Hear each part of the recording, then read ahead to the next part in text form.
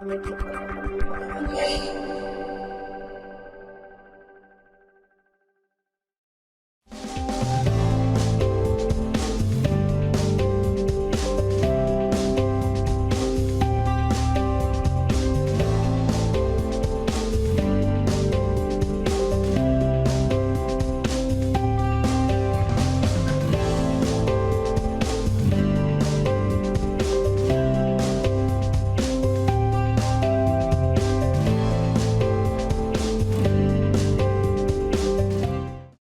evening and welcome to What's Your Story? This is the second part of the Stone Soup adventure from Avon Congregational Church with one of the founders, if not the founder, Karen Roundtree from Avon Congregational Church. Don't miss part one. We learned a lot about Karen and a lot about Connor and her family. This part, we're going to talk about some of the outreach programs at Avon Congregational Church that also include Stone Soup. And we're also going to give shout outs to people who volunteer their time and their resources to make sure that people have food and that people are in a spirit of community in a loving and warm and wonderful way, despite the troubles of the world. And so I'm very happy to have with me tonight Karen Roundtree from Avon Congregational Church. Welcome again, Karen. Thank you, Jim. All righty. So we were closing out the Stone Soup part of it. Mm-hmm. Did we miss anything from your notes on Stone Soup?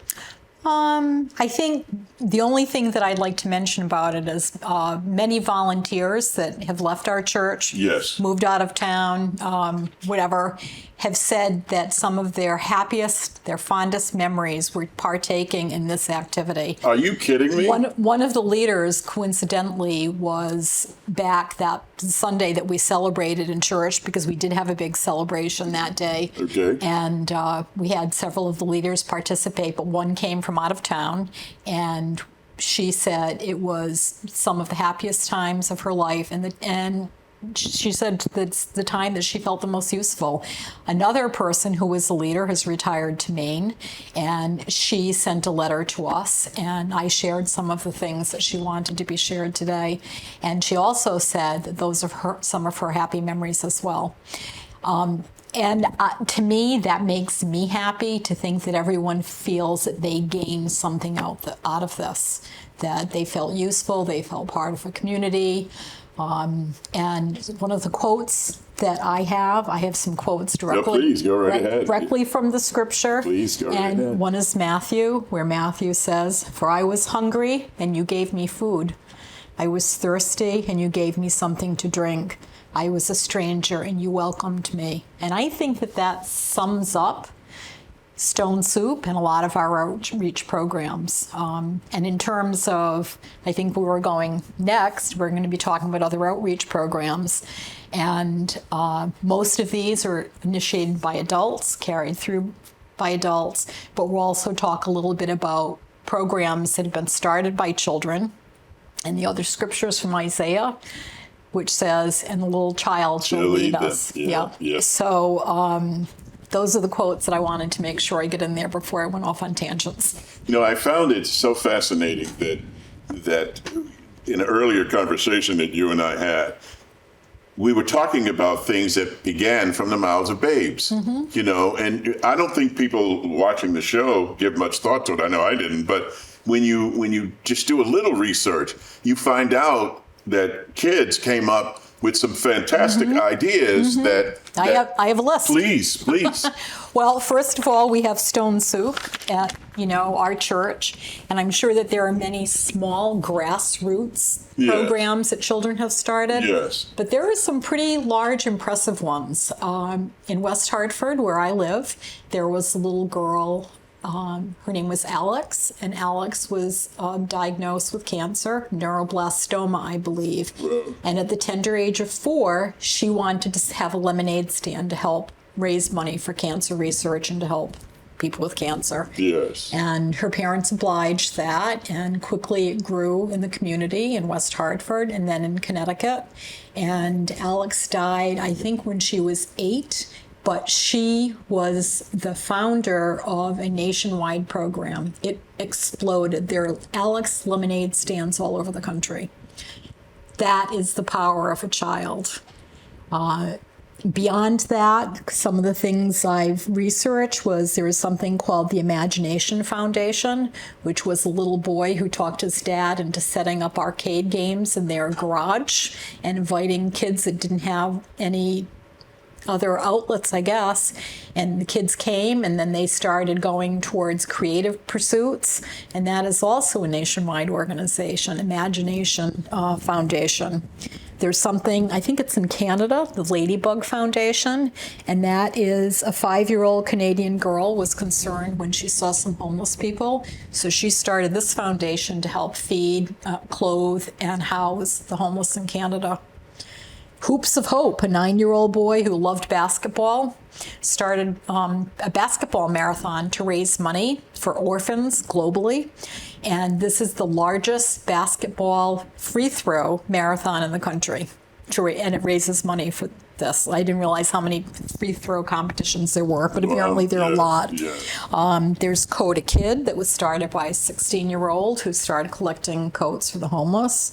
Sheltering Books, which was started by a 13-year-old to collect books for people of all ages to donate to shelters. We think about things at a shelter: a bed, a blanket, a pillow, possibly food, possibly clothing. I don't think we think about something like a book where someone can enjoy being there rather than just have a place to sleep. So these are just a handful of organizations. There's Save the Rainforest, where kids are raising money and awareness about the rainforest. All kinds of literacy programs that have been started for children, by children, for children all over the country. I think that's pretty remarkable. So our kids are watching us. They're listening to us. Hopefully we're modeling our best behavior for them. And if we listen to them as well, we might get a great idea. Because these ideas can be little, but they can be big as well. So I wanted to mention that. I was really moved by the story of Tad Lincoln and the turkey. I love that. Thank you for sharing. I had completely forgotten that. Oh, yeah. And it's still being honored today. Yeah. That he was, apparently Tad was in the first part of the show, we talked about Tad Lincoln loving animals, all kinds of animals, and it was Thanksgiving, and they were going to kill the turkey and serve the turkey. And when he found out his friend Tom, because they called him Tom Turkey, was going to be served for dinner, it upset him greatly. And so he went to his father and asked his father for help, and his father wrote out a pardon.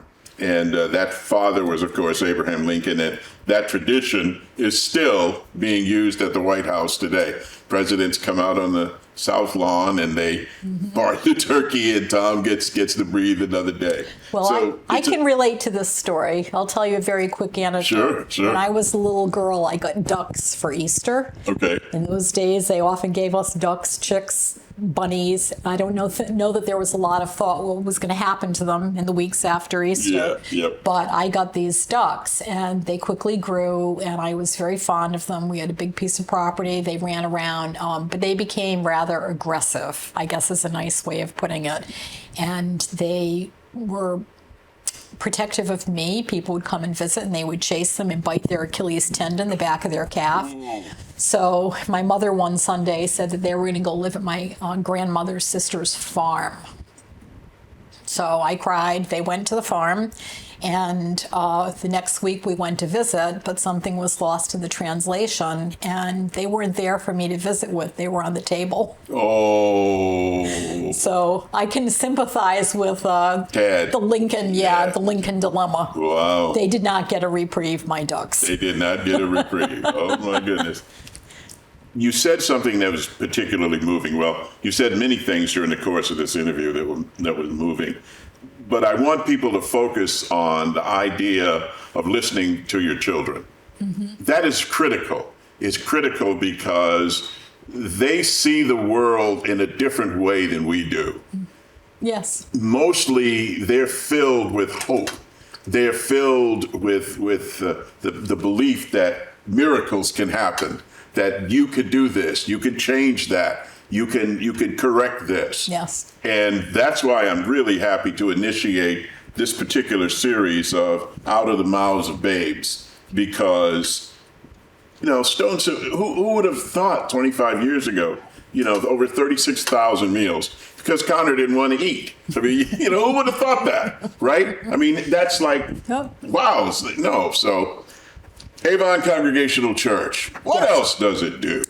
Well, they have, as I said, a lot of outreach programs, and the programs change depending on who wants to be involved.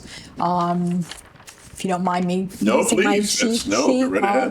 One of the things that they do, that this is a particularly timely thing to discuss, is a group called So Thankful Sewers, and it's a group of people that make quilts. And they're quilts of valor, and they're presented to veterans that are nominated by somebody as a thank you from a grateful community.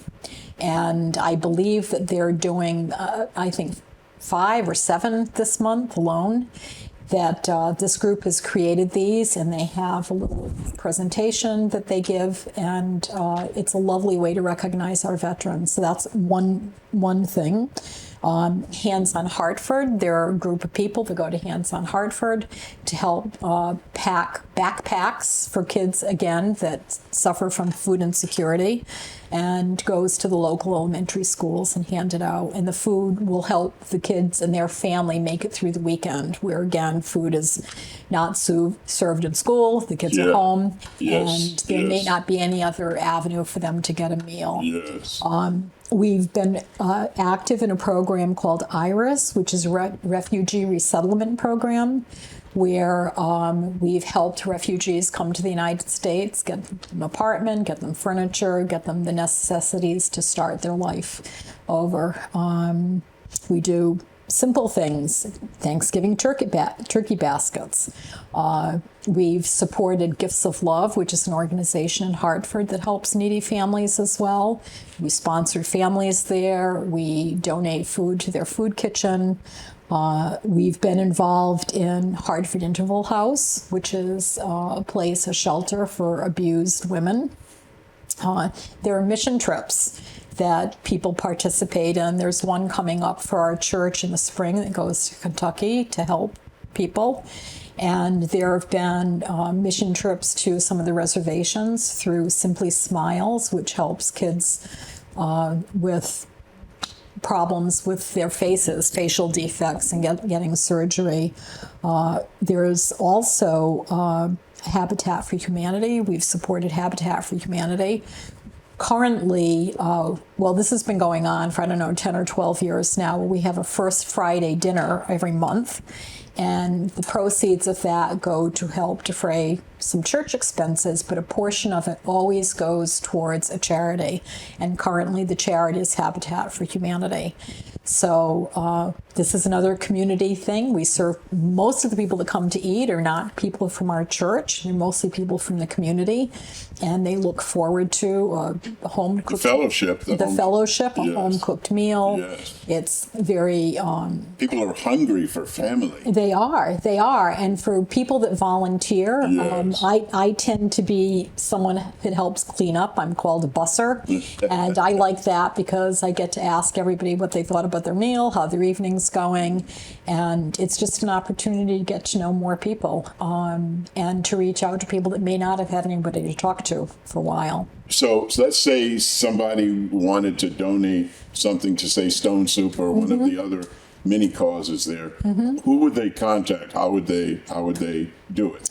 Well, I think the most effective way is to write a check to Avon Congregational Church and put in the memo what organization they wanted to help support. And in this case, it would be Stone Soup. Stone Soup, yeah. And as I said, Stone Soup is hoping to grow, but we will need to increase our budget, sure, which we still have line items for many other things in the church. So do you take food donations from people?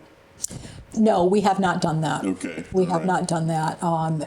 But interestingly enough, the reason I first approached Loaves and Fishes, this is a little segue, is that I was aware of the organization because my husband was in a rock band. I think I mentioned that to you. And they used to charge admission of a bag of non-perishable food items to go to Loaves and Fishes. So we help support the pantry through that. And I have several friends that have holiday parties, and they do the same thing. They collect non-perishable foods to go to organizations such as this. But we, as a church, we don't collect food unless it's for like a Thanksgiving basket. Thanksgiving stuff. Yeah, that kind of thing. Yeah. So that's just That's just a tip of the iceberg. That's just the tip of the iceberg. Yes. And there are just so many opportunities to volunteer in a small way, a big way. And we have been blessed with people that care about other people and are willing to volunteer their time, their resources, their knowledge, just like in the Stone Soup story. Are you still getting volunteers to come and help with the Stone Soup? We are. I think that they always welcome an extra set of hands to come in and partake in the activity. Certainly, they would like more people to volunteer to help serve. There's a group of 6 to 8 people that can volunteer. 5 usually go to do the serving, but may not always be convenient. People might get sick, so I think that they'd like more people to volunteer. Yes. Certainly, Loaves and Fishes would want more people to volunteer to serve even outside of our church community because, as I said, there's a shortage since COVID. Not as many people have been volunteering to serve. And when you have people that are volunteering to serve, it's an opportunity for community there. So to me, there are lots of ways to support them. Now, when you have, what day of the week do you prepare this the soup? Is there one particular day? We used to do it on Saturday. It was actually called Stone Soup Saturday. Okay. And the reason I set it up like that is because I wanted it to be intergenerational. As times changed and more kids had sport activities on Saturday morning, which of course also occupies the parents. Yes. It's been moved to during the week, and usually they do it on a Monday in the afternoon. And there's a core group of people that are there, but they always welcome new people to participate. And it's interesting because sometimes people, that's one of the first things they're comfortable with when they join the church. They want to get to know people in kind of a quiet, non-committal way. You don't want to commit to something that you don't know what it's about. And so this is a great opportunity to do that. Let us break bread together. Huh? Exactly.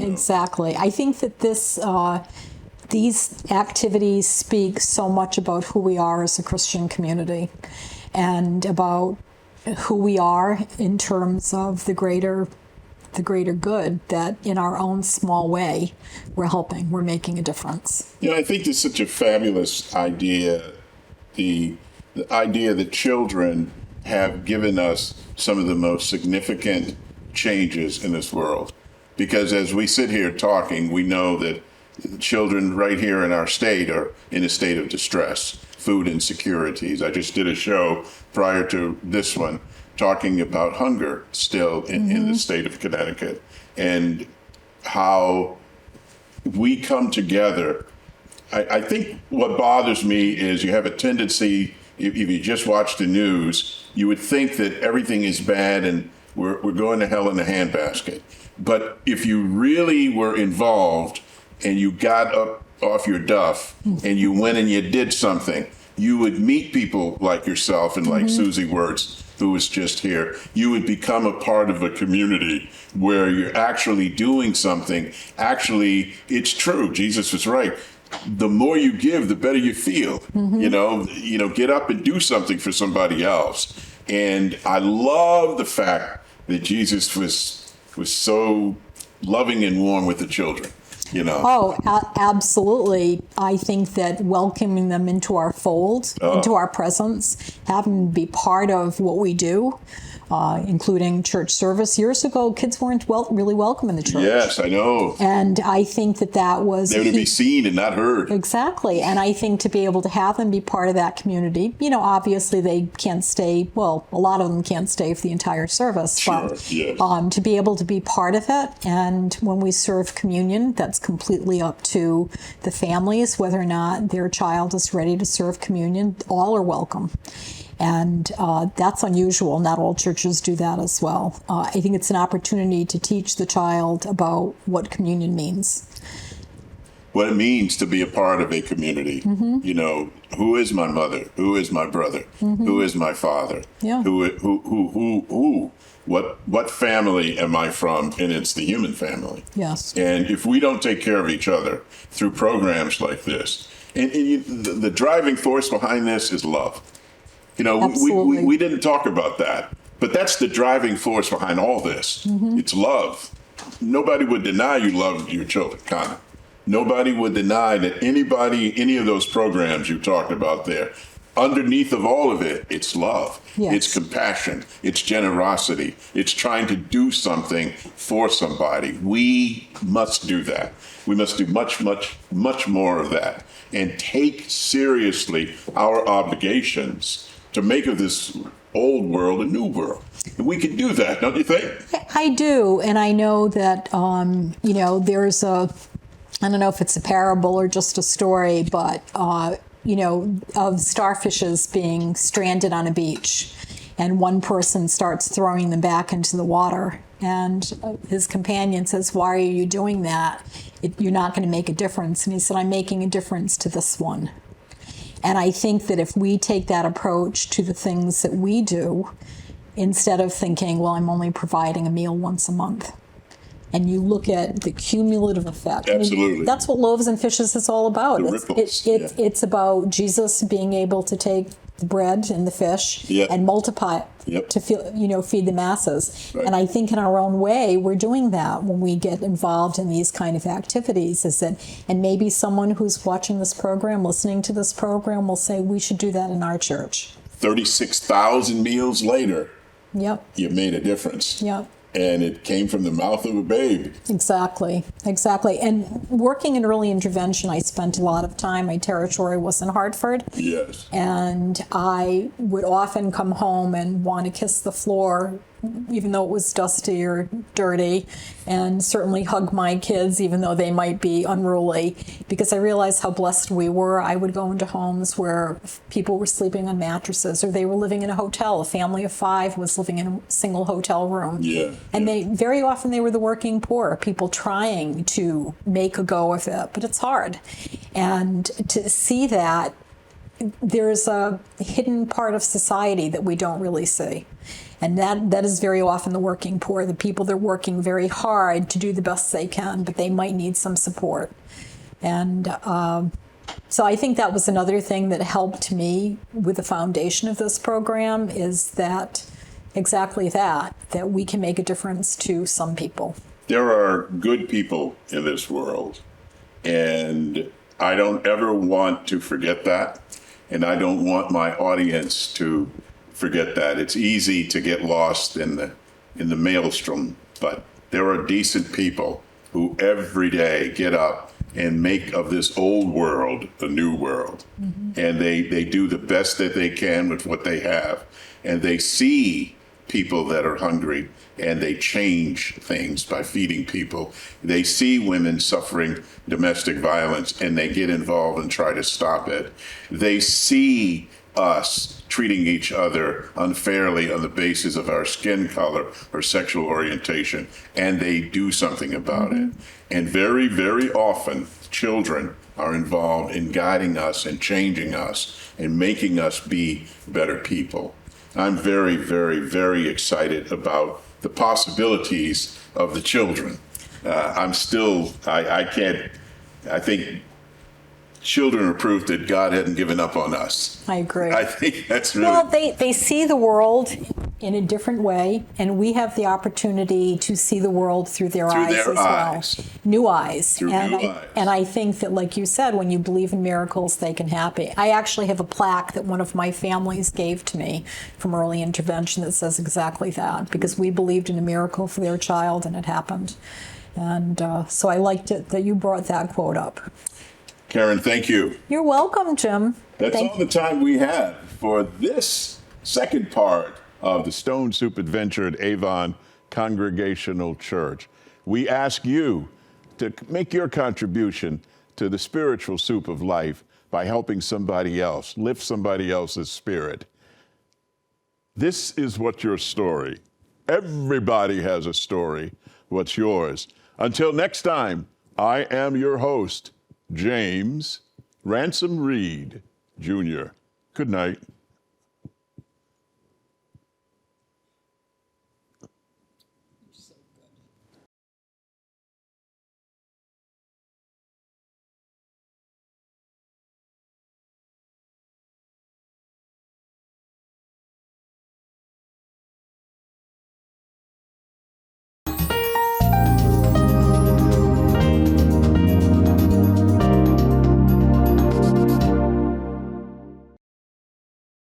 The Saybrook Fish House in Canton has been serving fresh seafood, chicken, and prime steaks for 40 years. Experience one of our 3 unique dining room settings, 2 with fireplaces, or relax in our cozy pub with a craft beer, wine by the glass, or specialty cocktail while enjoying a meal from our new lighter fare pub menu.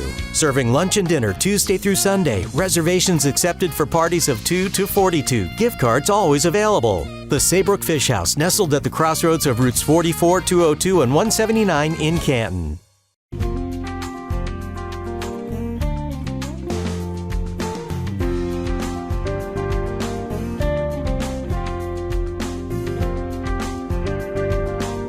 Follow us on Instagram at nutmeg.tv.